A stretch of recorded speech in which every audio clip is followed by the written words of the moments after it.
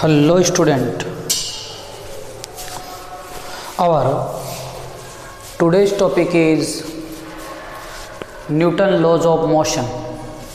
तो गति के नियम बात करें तो ये चैप्टर नंबर 5 है क्लास 11th का, जिसका फर्स्ट क्लास अपन आज डिस्कस कर रहे हैं।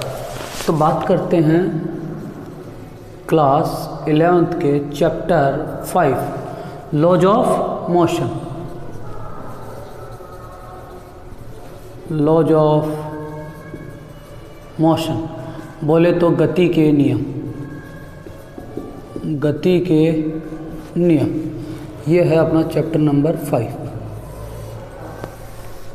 ओके, अब देखो चैप्टर 5 के जब डिस्कस करते हैं तो गति के नियम मतलब कि कोई भी चीज़ ऑब्जेक्ट मोशन में कैसे होता है उस चीज़ को अपने को डिफाइन करना होगा। तो इससे पहले अपने को कुछ 2-3 चीज़ें पढ़नी पड़ेगी, जिससे अपने को ये आइडिया हो जाएगा कि ये गति के जो नियम है ये कैसे काम करते हैं। तो इसमें 2-3 वैल्यू जो तुमने पढ़ी है, पहले भी फोर्स पढ़ा तुमने, ज़्यादा डायमेंशन फॉर्मूले में अपन ने पढ़ा था, फोर्स पढ़ा था, इम्पल्स पढ़ा था, मोमेंटम पढ़ा था। तो ये तीनों चीज़ें अपन आज डिस्कस करेंगे कि क्या फोर्स होता है, क्या मोमेंटम होता है और क्या इम्पल्स होता है। ठीक है, तो सबसे पहले अपन आज डिस्कस करेंगे फोर्स। फोर्स और हिंदी में बोले तो बल। जब भी बात करते हैं फोर्स या बल की, क्या समझते हो कि फोर्स क्या होता है?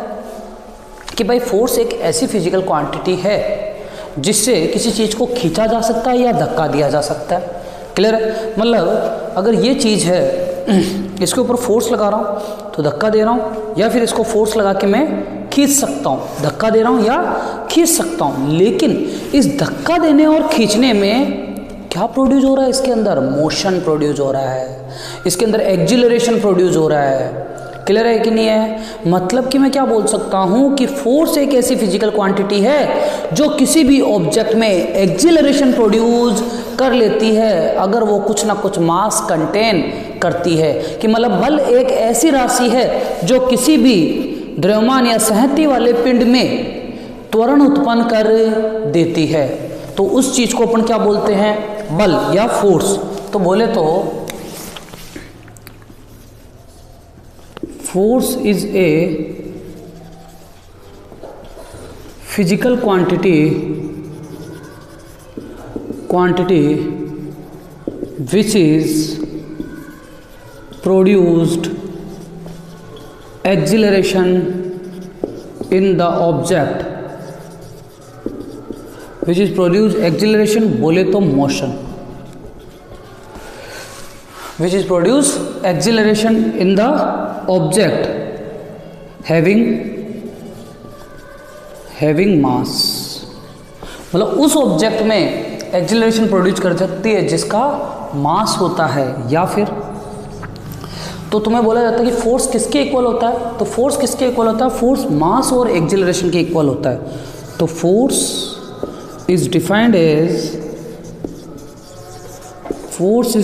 एज द प्रोडक्ट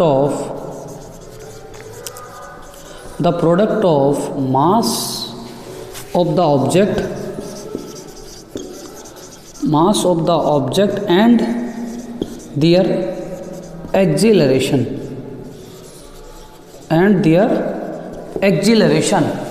कि किसी पिंड पर कार्यरत बल उस पिंड के द्रव्यमान तथा त्वरण के गुणनफल के तुल्य होता है। त्वरण के गुणनफल के तुल्य होता है। क्लियर है? मतलब कि मैं बोलूँ तो फोर्स बराबर मास इंटू एक्जिलरेशन, फोर्स बराबर मास इंटू एक्जिलरेशन, मतलब बल बराबर द्रव्यमान इंटू त्वरण। क्लियर है? और बल की बल का मात्रक क्या होता है बेटा? न्यूटन। तो देखो फोर्स F, मास m और एक्जिलरेशन a। इसी तरीके से फोर्स को डिटरमाइन करते हैं न्यूटन, और बोले तो मास की यूनिट किलोग्राम और एक्सीलरेशन की यूनिट मीटर पर सेकंड स्क्वायर। तो ये जो किलोग्राम मीटर पर सेकंड स्क्वायर को ही अपन क्या बोलते हैं, न्यूटन बोलते हैं। क्यों बोलते हैं? क्योंकि इस न्यूटन भाई साहब ने ही इस फोर्स को इजाद करा था, मतलब इसकी खोज करी थी। बोलो क्लियर है? ये होता है फोर्स सिंपल लैंग्वेज में, कि कोई फोर्स क्या होता है, ऐसी एक फिजिकल क्वांटिटी है, मान लो एक बॉडी है,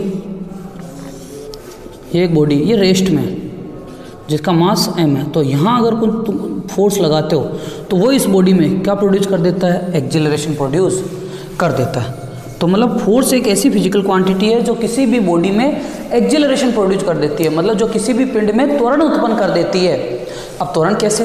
तुम बोलोगे सर जरूरी थोड़ी है मोशन में ही प्रोड्यूस करेगा, उसको रोकने में भी तो प्रोड्यूस कर सकती है। हाँ, तो वो नेगेटिव त्वरण हो जाएगा, नेगेटिव एक्सीलरेशन हो जाएगा, जिसे तुम रिटार्डेशन बोलते हो।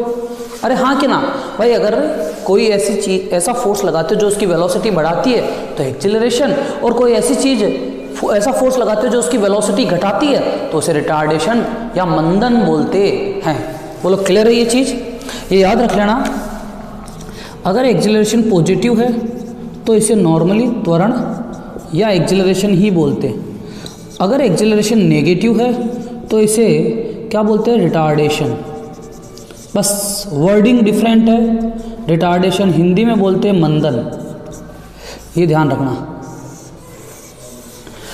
पॉजिटिव एक्सीलरेशन को एक्सीलरेशन या त्वरण और नेगेटिव एक्सीलरेशन को मंदन बोलते हैं। ठीक है भाई। दूसरा बात करते हैं अपन मोमेंटम। बोले तो हिंदी में संवेग। ये भी कुछ फोर्स की जैसी ही क्वांटिटी है, बट ये थोड़ी सी अलग है फोर्स से। मतलब फोर्स क्या करता है, एक्सीलरेशन प्रोड्यूस करता है, पर मोमेंटम क्या करता है, उसमें वेलोसिटी प्रोड्यूस करता है। ये बंदा क्या करता है, उसकी वेलोसिटी घटाता और बढ़ाता है। ये तो जो रेस्ट में होता है उसमें, अब उसी ऑब्जेक्ट में मोमेंटम प्रोड्यूस होगा जिसका कोई ना कोई मास होगा। अब बोलो इसका मास है, हाँ, तो इसको ये वेलोसिटी प्रोड्यूस करा सकता है, इसको ये मोशन में ला सकता है। लेकिन मैं बोलूँ मेरी आत्मा को ला के देख, मतलब क्या उसको ला सकता है, सोल को ला के देख सकता है? क्योंकि सोल का क्या कोई मास है? क्या तुमने सोल को कभी तोल के देखा है? नहीं देखा। तो सोल का कोई मास नहीं होता, और जब मास नहीं होता उसका मोमेंटम नहीं होगा। तो ध्यान रखना, मोमेंटम उन्हीं ऑब्जेक्ट का होगा, उन्हीं पिंडों का होगा जिनका कोई ना कोई मास अर्थात द्रव्यमान होगा। क्लियर है यहाँ तक? देखो चलते हैं। तो क्या होता है मोमेंटम? तो momentum is a physical quantity,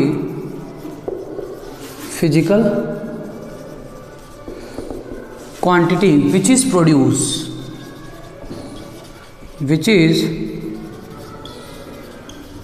produce velocity अर्थात motion, which is produce velocity or in the object having mass, same चीज।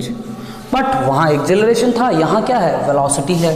और तो यहाँ अगर मास इंटू एक्सेलरेशन है तो वहाँ क्या हो जाएगा, मोमेंटम बराबर मास इंटू वेलोसिटी। तो momentum is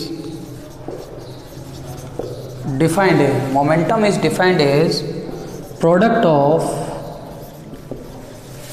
of mass and velocity of the object. तो किसी पिंड का संवेग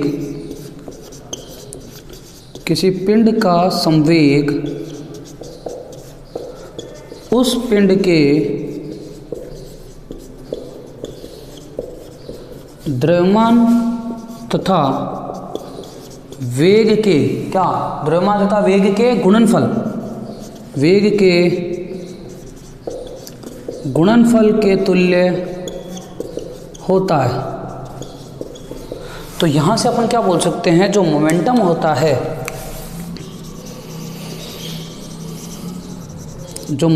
होता है, वो मास इंटू वेलोसिटी के इक्वल होगा। तो मतलब मैं बोल सकता हूँ जो संवेग होगा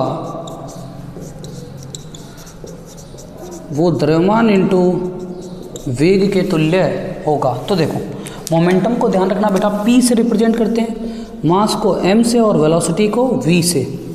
ये हो गया मोमेंटम। मास की यूनिट किलोग्राम और वेलोसिटी या वेग की यूनिट मीटर पर सेकंड, तो ये हो गया किलोग्राम मीटर पर सेकंड। क्लियर है? ये इक्वेशन 2 मान लो बोले। तो ये तो हो गया फोर्स और ये हो गया मोमेंटम। तो तुम्हें समझ में आना चाहिए कि फोर्स क्या होती है।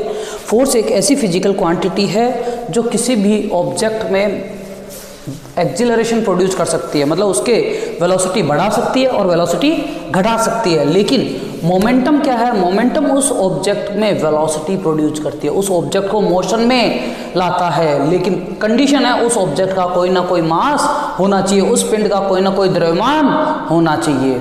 तो ध्यान रखना, संवेग बल एक ऐसी भौतिक राशि है जो किसी भी संहति वाले पिंड में त्वरण उत्पन्न कर देती है, अर्थात उसके वेग को घटाती या बढ़ाती है। जबकि संवेग एक ऐसी भौतिक राशि है जो किसी भी पिंड के या किसी भी संहति वाले पिंड में वेग अर्थात गति उत्पन्न कर देती है। बोलो क्लियर है कि नहीं क्लियर है? तो यहाँ पर अपने दो छोटे छोटे टॉपिक हुए, एक तो फोर्स और एक मोमेंटम। एक तीसरा आता है बेटा इम्पल्स, तो इसका स्क्रीनशॉट ले लो। हाँ, तीसरी बात करेंगे इम्पल्स की। इम्पल्स क्या होता है? इम्पल्स मतलब कभी भी इम्पल्स को देखा होगा तो इम्पल्स को हिंदी में बोलते हैं आवेग, आवेग। तो ध्यान रखना, इम्पल्स सिंपल सी एक चीज़ है, कोई भी चीज़ यहाँ आई, टकराई और टकराने के बाद में वापस चली गई। देखो, तो मतलब कि जब कोई चीज़, जब कोई पिंड, जब कोई ऑब्जेक्ट किसी दूसरे ऑब्जेक्ट से टकराता है तो अपना मोमेंटम मतलब अपना मोशन, अपने मोशन का कुछ पार्ट उसको दे देता है। तो बाकी बचा वापस, ये बाकी बचा किसको दे देगा? वापस उसको देगा। तो वापस वो क्या आएगा? बैक आ जाएगा। क्लियर है? तो अपना जो अगला है वो है इम्पल्स। इम्पल्स जिसे हिंदी में बोलते आवेग। अब देख बेटा, इम्पल्स की बात करते हैं या आवेग की बात करते हैं। तो इम्पल्स क्या होता है? सिंपल लैंग्वेज में बोलो कि कोई भी ऑब्जेक्ट है, ये ऑब्जेक्ट है, ये मैंने इसको बोर्ड पे फेंका और वापस ही मेरे पास आया, मतलब मैंने इस मास वाले ऑब्जेक्ट को मैंने वेलोसिटी दी, मतलब मैंने मोमेंटम दिया, इसको मोमेंटम हो गया इसके अंदर। और मोमेंटम ओके, ये कहाँ टकराया? इस सरफेस पर। इस सरफेस पर जब टकराएगा ये, तो ये अपना मोमेंटम किसको देगा? इसको देगा। और ये वाला थोड़ा, ये मोमेंटम रखेगा नहीं, क्योंकि मोमेंटम क्या होता है? Mass into velocity. तो इसकी वेलोसिटी होगी नहीं क्योंकि ये स्टेशनरी है। तो ये अपना सारा मोमेंटम वापस किसको देगी? इसको। तो ये सारा का सारा मोमेंटम वापस इसको आएगा। देखो क्लियर है? मतलब मैंने जिस वेलोसिटी से मैंने फेंका उसी वेलोसिटी से वापस आया। तो ये इसके मोमेंटम में कुछ ना कुछ तो चेंज हुआ। वो मोमेंटम किसने ले लिया? इस दीवार ने, अर्थात इस बोर्ड ने ले लिया वो मोमेंटम। तो मैं बोल सकता हूँ the change in momentum, the change in momentum, क्या वही दीवार ले रही है? क्या वही ये बोर्ड ले रहा है? तो the change in momentum of the object during collision, during collision, किसी भी पिंड के संवेग में परिवर्तन किस समय? टक्कर के समय। तो किसी भी पिंड की दीवार या किसी दूसरे पिंड से टक्कर के समय में उसके संवेग में जो परिवर्तन होता है वो आवेग के तुल्य होता है। तो मतलब इम्पल्स क्या होता है? Impulse is defined as change in momentum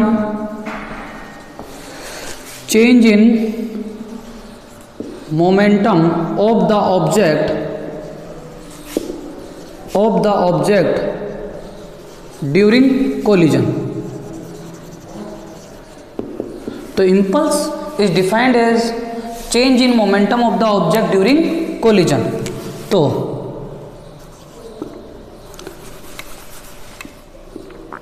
किसी पिंड